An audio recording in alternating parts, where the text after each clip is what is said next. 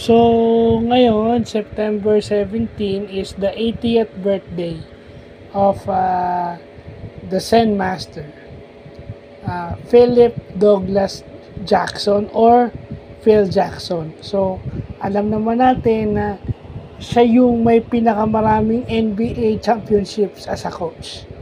So, dati siyang player ng New York Knicks 2 beses. As a player, meron din siyang championship. As a coach, meron din siyang championship 11. So, 6 titles with the Chicago Bulls and 5 titles with the Lakers. So, ito yung coach na nagpa-champion kay Kobe Bryant at syempre kay Michael Jordan sa professional level sa NBA. At yung kanyang pamosong triangle offense o yung tinasabi ng triple post formation na naimbento ni Tex Winter. No?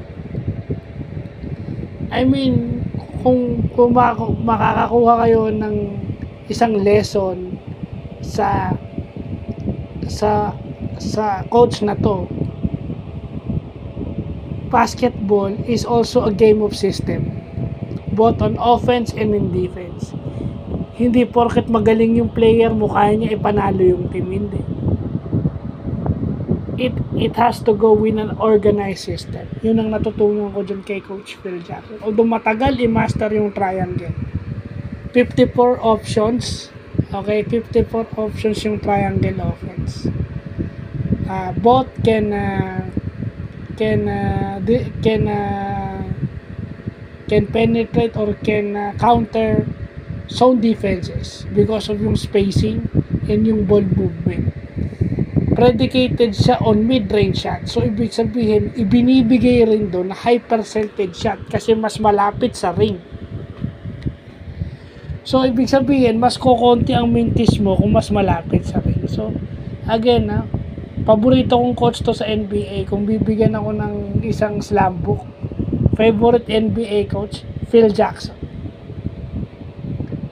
Kasi siya yun Siya yung may 11 rings.